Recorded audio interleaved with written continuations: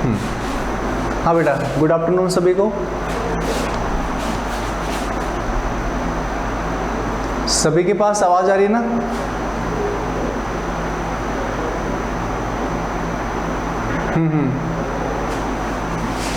चलो अच्छी बात है।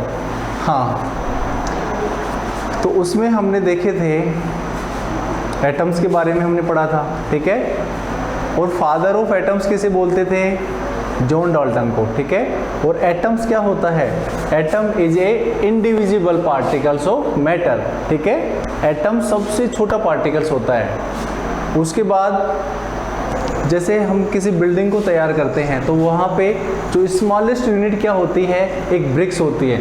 ठीक उसी प्रकार एक कंपाउंड्स के अंदर जो सबसे छोटी स्पीसीज होती है, सबसे छोटी यूनिट होती है, वो एटम्स होता है। एटम्स का जो साइज होता है, उसका जो रेडियस होता है, बहुत कम होता है।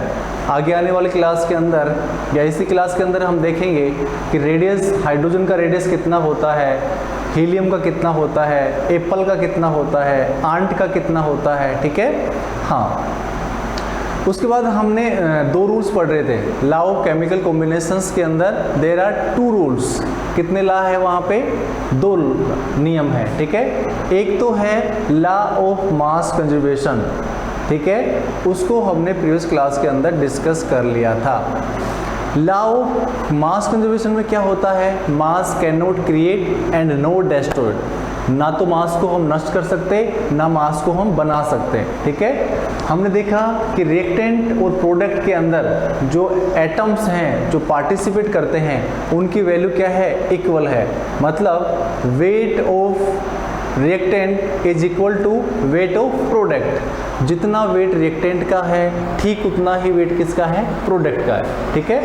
ये हमने प्रीवियस क्लास के अंदर पढ़ लिया था, ठीक है। उसके बाद आज जो हमारा है, आज जो हमारा सेकंड रूल है, सेकंड रूल है, उसका नाम क्या है? गुड आफ्टरनून सभी को, ठीक है बेटा। हम प्रीवियस क्लास के अंदर जो हमने पढ़ा था उसके बारे में देख लेते हैं, क्या पढ़ा था हमने और क्या चलना है आज। डेट है आज 13 जुलाई 2021। क्लास है आपकी डियर स्टूडेंट 9th क्लास और आपका सब्जेक्ट है साइंस, ठीक है। और हमारा टॉपिक चल रहा था चैप्टर नंबर 3। चैप्टर नंबर 3 हमारा रनिंग था, ठीक है बेटा। हाँ, इसमें देखो हमने देखा था last time law of chemical combination, law of chemical combination.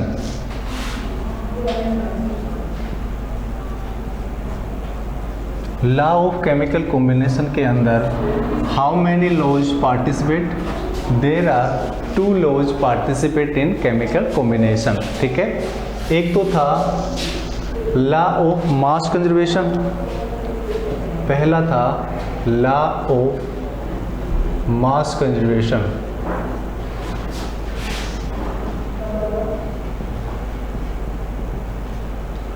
दूसरा है लॉ ऑफ सिंपल प्रोपोर्शन,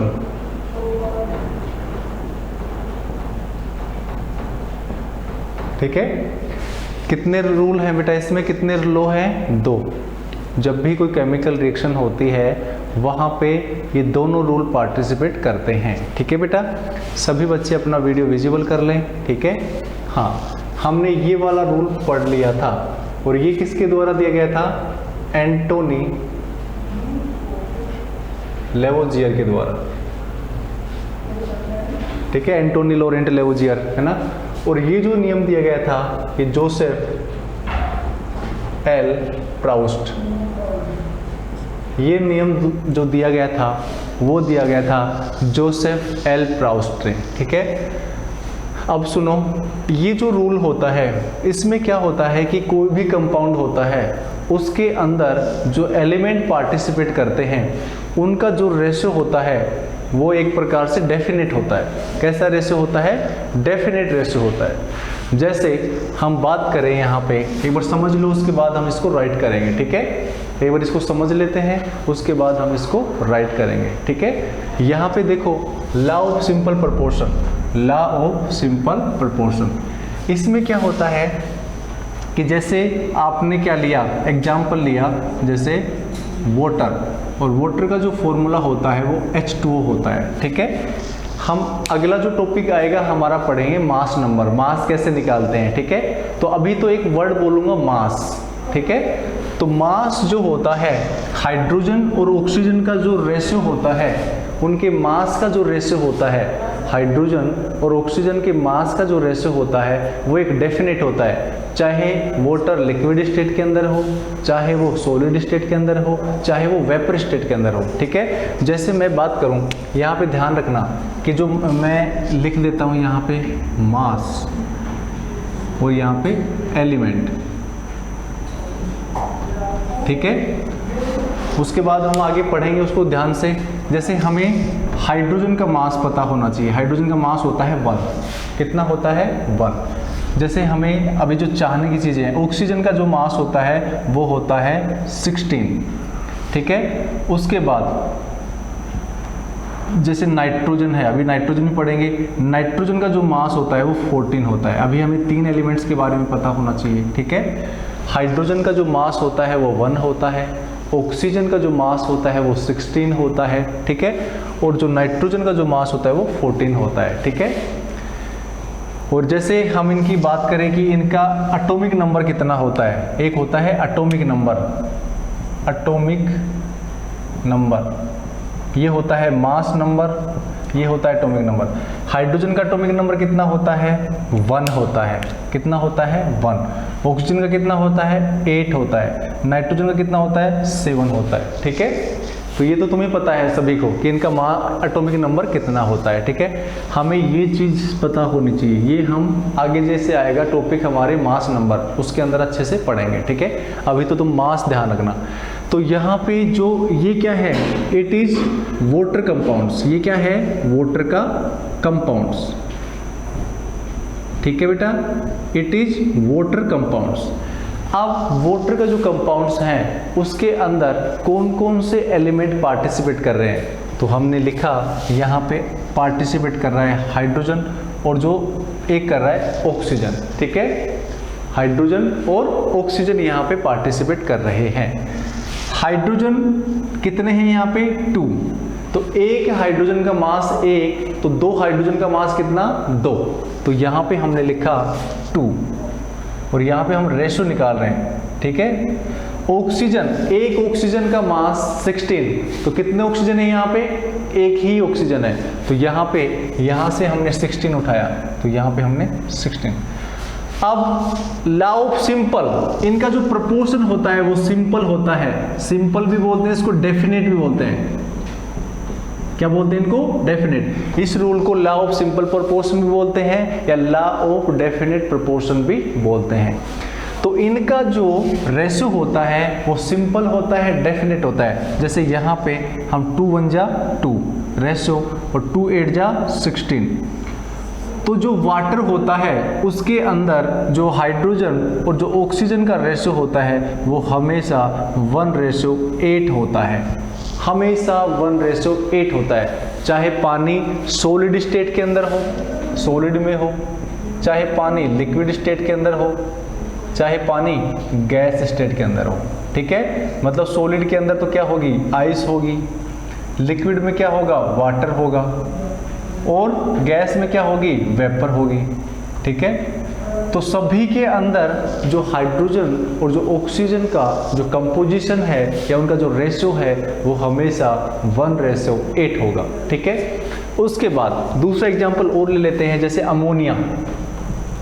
क्या होता है अमोनिया, अमोनिया को रिप्रेजेंट करते हैं NH3 से, किससे रिप्रेजेंट करते हैं, NH3 से, ठीक है। अब जो अमोनिया होता है उसके अंदर क्या क्या है, एक तो नाइट्रोजन है और हाइड्रोजन है। नाइट्रोजन का मास कितना होता है 14, कितना होता है 14, यहाँ पे हमने रखा 14। एक हाइड्रोजन का मास कितना होता है 1, 3 हाइड्रोजन का मास कितना होगा 3, तो यहाँ पे हमने रख दिया 3। तो हमेशा ध्यान रखना कि जो अमोनिया होता है उसके अंदर जो नाइट्रोजन और हाइड्रोजन का जो रेशियो होता है वो हमेशा होता है 14.3, चाहे अमोनिया कोई से मेथड से बनाई गई हो, ठीक है, किसी भी मेथड से अमोनिया बनाई गई हो तो वहाँ पे हमेशा हाइड्रोजन और नाइट्रोजन या नाइट्रोजन और हाइड्रोजन का जो रेशियो होगा वो 14:3 होगा। तो ये डेफिनेट होता है इस, ठीक है, तो इसलिए इसको बोलते हैं लॉ ऑफ सिंपल प्रोपोर्शन, ठीक है। सभी के समझ में आया क्या? ऐसे कोई बच्चा जिसके समझ में नहीं आया हो, ऐसी कोई बच्ची जिसके समझ में नहीं आया हो? सभी के समझ में आ गया? यस। अब इसको हम राइट कर लेते हैं, ठीक है, अब इसको हम राइट कर लेते हैं।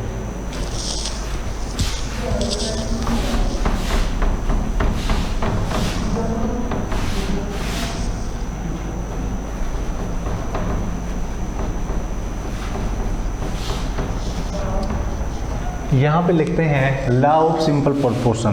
क्या पढ़ेंगे हम? लॉ ऑफ, दूसरा जो रूल है लॉ ऑफ सिंपल प्रोपोर्शन।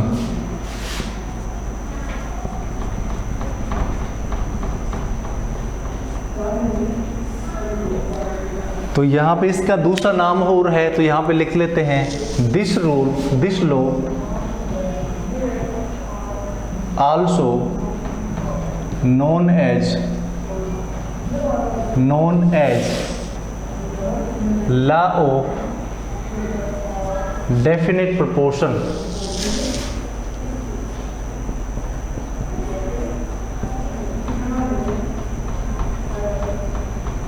ठीक है, this law was given by Joseph L Proust. ये रूल किसके द्वारा दिया गया था? जोसेफ एल प्राउस्ट के द्वारा दिया गया था। अब इसने क्या दिया था? According to this law, according to this law. अब यहाँ पे ये रूल क्या कहता है, उसकी डेफिनेशन देखो। इन ए, बोल सकते हैं हम, in a chemical substance the element, in a chemical substance, in a chemical substance, in a chemical substance the element are, the elements are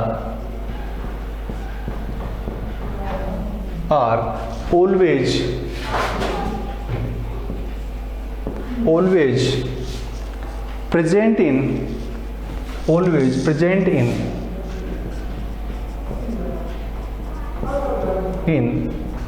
definite proportion by mass। ठीक है, मास का जो प्रपोर्शन होगा, मास का जो रेशियो होगा वो डेफिनेट होगा। ठीक है, ध्यान से देखो इसको दोबारा से। इन एक केमिकल सबस्टांस, कोई भी केमिकल सबस्टांस हो सकता है, कोई भी केमिकल कंपाउंड हो सकता है। ठीक है, इन एक केमिकल सबस्टांस द एलिमेंट्स, मैंने अभी बताया कि कोई भी केमिकल सबस्टांस हो सकता है, कोई भी केमिकल कंपाउंड्स हो सकता है, उसके अंदर एलिमेंट होते हैं। जैसे हमने बताया कि H2O एक क्या है? केमिकल सबस्टांस है, या H2 क्या है? एक कंपाउंड है। तो उसके अंदर कौन कौन से एलिमेंट पार्टिसिपेट करते हैं? हाइड्रोजन और ऑक्सीजन। तो ये ध्यान रखना। तो इन एक केमिकल सबस्टांस, जैसे वाटर की बात करें तो केमिकल सबस्टांस हो गया वाटर। द एलिमेंट्स, एलिमेंट्स का मतलब हो गया हाइड्रोजन और oxygen. The elements are always present, मतलब उसके अंदर प्रेजेंट होंगे in definite proportion by mass, मतलब उनके जो मास का जो प्रोपोर्शन होगा वो डेफिनेट होगा। ये सभी के समझ में आया क्या? हाँ, तो मास का जो प्रोपोर्शन है वो कैसा होगा? डेफिनेट होगा। ठीक है, हाँ, उसके बाद एक दूसरी डेफिनेशन और है, बस यहाँ पे हम क्या लगा देंगे, in a chemical compounds the elements are always present in definite proportion by mass. वो दूसरी डेफिनेशन होगी, मतलब केमिकल सब्सटेंस को रिप्लेस करके हम लिख सकते हैं इन ए केमिकल कंपाउंड्स। ठीक है, आप इसका स्क्रीनशॉट लें, उसके बाद इसमें आगे देखते हैं। ठीक है, इसके एग्जांपल्स देखते हैं, वो एक तो अमोनिया वाला, एक वाटर वाला। ठीक है, लिखो इसको।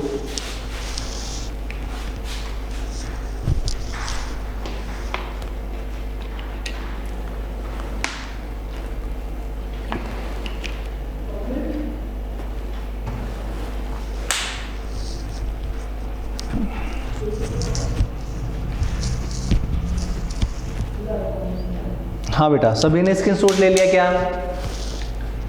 तो दूसरी डेफिनेशन लिखना चाहे तो लिख सकते हैं in a pure chemical compounds. यहां पे लिख सकते हैं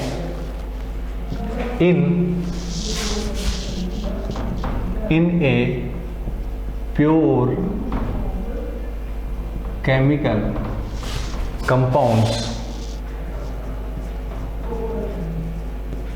in a pure chemical compounds the element the elements present, या बोल सकते elements are always present in simple या definite in simple proportion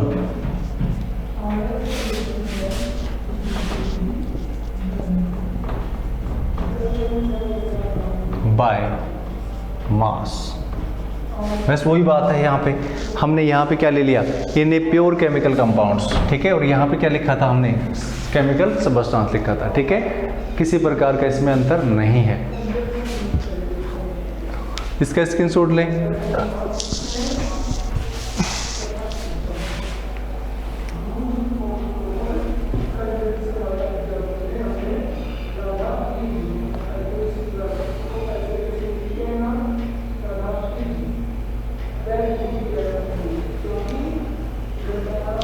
ठीक है, अब इसका एग्जाम्पल देखते हैं।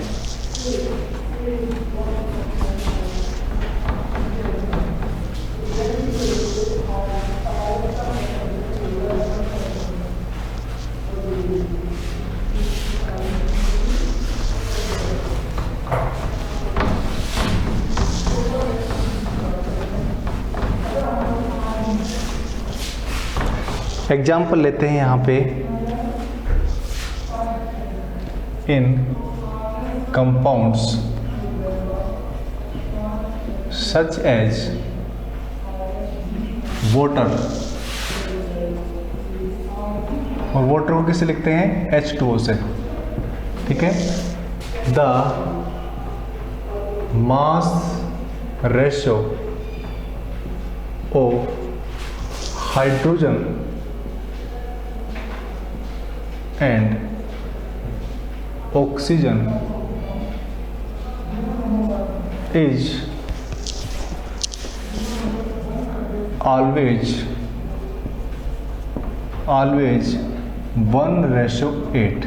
कितना रेशो आएगा, 1:8 आएगा। ठीक है, कि जो पानी होता है उसके अंदर जो मास रेशो है किसका, हाइड्रोजन का और ऑक्सीजन का, वो हमेशा कितना आएगा, 1:8। ठीक है, और मैंने वो आपको बता दिया कि 1:8 कैसे आता है। यहाँ पे देख लेना कि H2O, यहाँ पे एक तो हाइड्रोजन है और एक ऑक्सीजन है।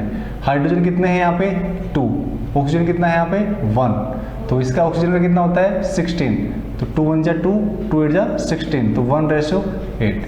तो ये 1:8 ऐसे है। सभी के समझ में आ गया क्या?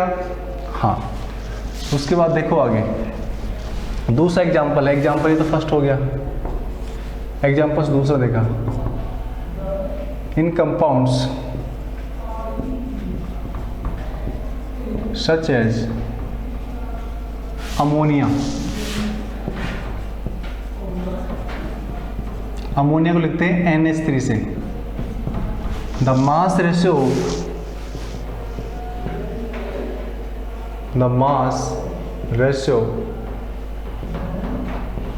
ओ नाइट्रोजन एंड हाइड्रोजन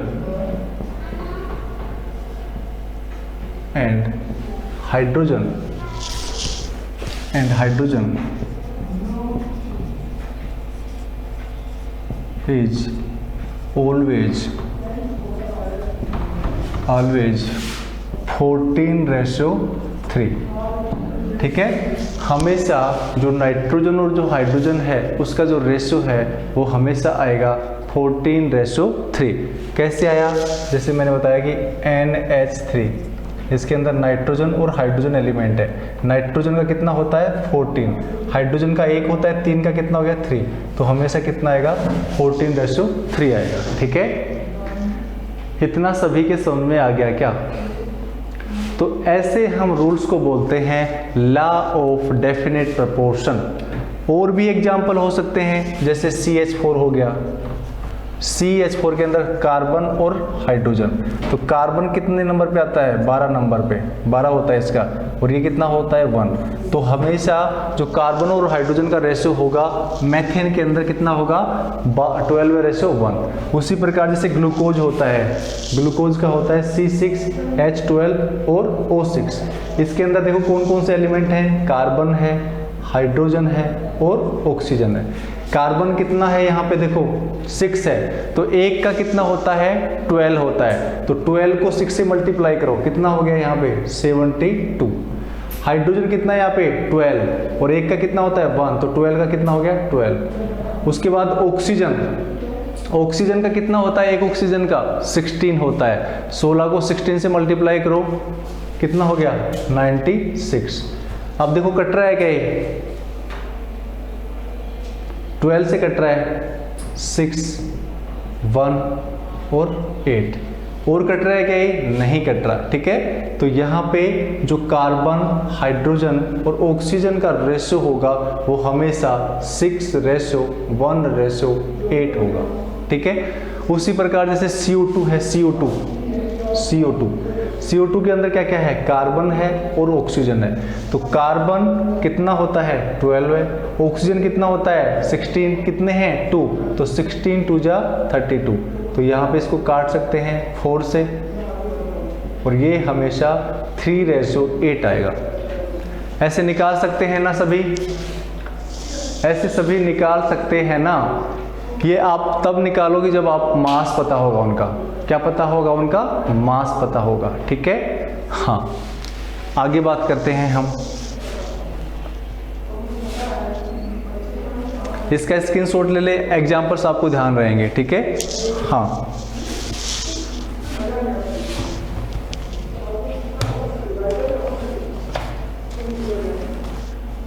उसके बाद हमारा अगला टॉपिक आता है डाल्टन एटॉमिक थ्योरी। ठीक है, अगला जो टॉपिक आता है वो है डाल्टन एटॉमिक थ्योरी। तो यहाँ पे लिखते हैं, इसके कुछ पोस्टुलेट हैं, मतलब इन्होंने एटम्स के बारे में क्या क्या बताया था कि एटम्स कैसा होता है, बहुत ही छोटा होता है, इंडिविजिबल होता है। ठीक है, और एटम्स होते हैं वो केमिकल रिएक्शन के अंदर पार्टिसिपेट करते हैं। उसके बाद ये जो दोनों रूल्स पढ़े हमने, लॉ ऑफ मास कंजर्वेशन और लॉ ऑफ डेफिनेट प्रोपोर्शन, उसमें बोलेगा कि कोई भी केमिकल रिएक्शन होती है उसमें हमेशा law of mass conservation follow होता है कि नंबर ऑफ रिएक्टेंट जितने हैं उतने ही क्या होने चाहिए, प्रोडक्ट होने चाहिए, और इनका जो रेशियो होता है वो डेफिनेट होता है। तो वो कुछ पोस्टुलेट हैं जो हम देखते हैं। ठीक है, तो यहाँ पे हम बात करते हैं Dalton atomic theory.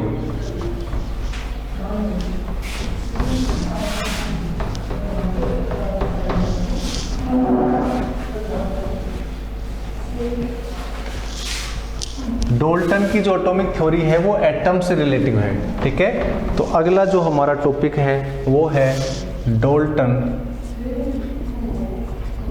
Atomic theory. Dalton atomic theory, ये थ्योरी किसने दी थी, एक ब्रिटिश केमिस्ट था जिसका नाम था जॉन डाल्टन, और उन्होंने कब दी थी, ये उनके नाम के आधार पे है। ठीक है, और ये थ्योरी दी थी उन्होंने 1808 में। ठीक है, तो यहाँ पे इसलिए जॉन डाल्टन को क्या बोलते हैं, फादर ऑफ एटम्स। ठीक है, तो इसमें ध्यान रखना this theory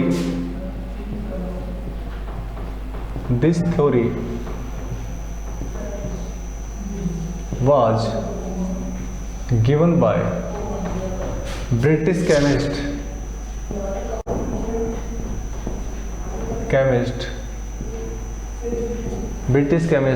John Dalton in 1808। ये थ्योरी है वो किसने दी थी? जॉन डोल्टन ने दी थी, इसलिए इसको क्या बोलते हैं? डोल्टन थ्योरी बोलते हैं। ठीक है, डोल्टन एटॉमिक थ्योरी। तो यहाँ पे ध्यान रखना, this theory was given by, और लगा लेना यहाँ पे by. This theory was given by British chemist, जिनका नाम था, एक ब्रिटिश केमिस्ट थे, इंग्लैंड के थे, और उनका नाम था जॉन डोल्टन। और ये कब दी थी? 1808 में। ठीक है, तो यह उसके बाद आता है, कई बार क्वेश्चन में पूछ लेते हैं कि right the postulate of Dalton atomic theory, मतलब जो डाल्टन की जो एटॉमिक थ्योरी है उसके क्या क्या पोस्टुलेट हैं, कौन कौन सी परिकल्पनाएं हैं, उन्होंने क्या क्या कहा था उसके अंदर। ठीक है, तो ये सब चीज़ें हम देख लेते हैं। ठीक है,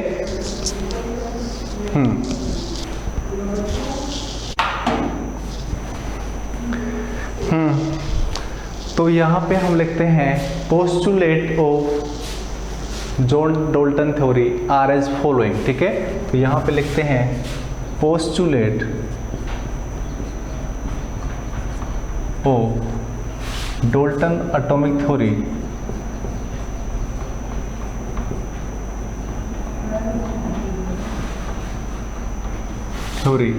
are as following.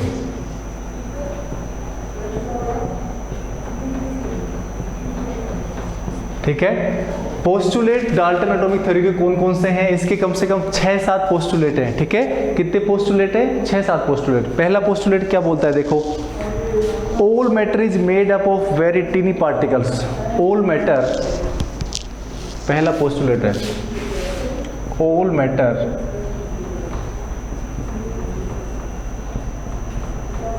is made up of teeny particles, teeny particles, teeny का मतलब तो छोटा, teeny particles known as atoms, known as atoms। तो इसमें लिखा हमने all matter is made up of teeny particles। ठीक है, all matter is made up of very teeny particles called atoms which participate in a chemical reaction, which participate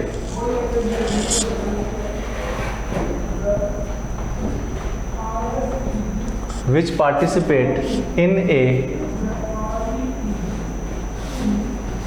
chemical reaction। मतलब matter होता है वो छोटे छोटे पार्टिकल से मिलके बना होता है, उसको बोलते हैं एटम्स। जितने भी एटम्स होते हैं वो केमिकल रिएक्शन के अंदर क्या करते हैं? पार्टिसिपेट करते हैं। ये है पहली पोस्टुलेट। सेकंड पोस्टुलेट बोलता है atoms are indivisible particles which can not be created और destroyed in a chemical reaction. ठीक है, atoms are indivisible, atoms are indivisible,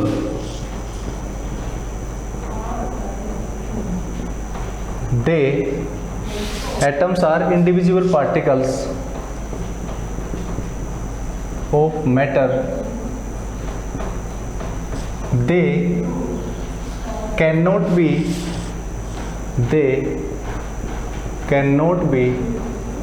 destroyed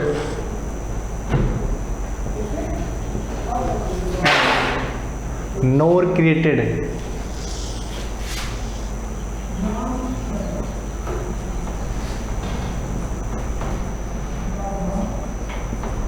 ना तो उसको हम नष्ट कर सकते, ना उसको हम बना सकते। ठीक है, तो इसका ध्यान रखना। all atoms are individual particles of matter, they cannot be destroyed and nor created। ना तो उनको नष्ट कर सकते, ना उनको क्या कर सकते? बना सकते। ठीक है, उसके बाद बेटा आज बस 2 पोस्टुलेट ही पढ़ेंगे। ठीक है, आगे 5 दो जो बच गई जो पोस्टुलेट वो अगली क्लास में पढ़ेंगे, होंगे नहीं, ठीक है। तो ये आपको इसके बारे में आपको पता होना चाहिए कि जो ये डाल्टन एटॉमिक थ्योरी है वो किसने दी थी, जॉन डाल्टन ने दी थी। कब दी थी, 1808 में, ठीक है। और उन्होंने क्या बताया था एटम्स के बारे में, पहला तो बताया कि all matters are made up of tiny particles. Tiny particles का मतलब होता है छोटे छोटे पार्टिकल से मिलके बने होते हैं, ठीक है। और नोन है जिसको हम क्या बोलते हैं, एटम्स बोलते हैं। उसके बाद which participate in chemical reaction, atoms किस में पार्टिसिपेट करते हैं, केमिकल रिएक्शन के अंदर। उसके बाद ये जो दूसरे नंबर का पॉइंट है, दूसरे नंबर का पॉइंट है वो कौन से रूल को फॉलो कर रहा है, टाइप करके बताएं जल्दी से मेरे को, जल्दी टाइप करें। लॉ ऑफ केमिकल कॉम्बिनेशन का कौन सा रूल फॉलो कर रहा है, लॉ ऑफ सिंपल प्रोपोर्शन को कर रहा है या लॉ ऑफ मास कंजर्वेशन को कर रहा है, जल्दी बताएं। लॉ ऑफ मास कंजर्वेशन को कर रहा है, ध्यान रखना, ठीक है। तो यहाँ पे लिखा है मैंने, atoms are individual particles of matter, they can not be destroyed and created nor created, ना तो उसको नष्ट कर सकते ना उसको बना सकते, ठीक है। इसका स्क्रीनशॉट ले लें। उसके बाद आगे आने वाले जो मतलब पॉइंट हैं, पोस्टुलेट हैं, 3rd आएगा, 4th आएगा, 5th आएगा, 6th आएगा, ठीक है। ये हम नेक्स्ट क्लास में पढ़ेंगे।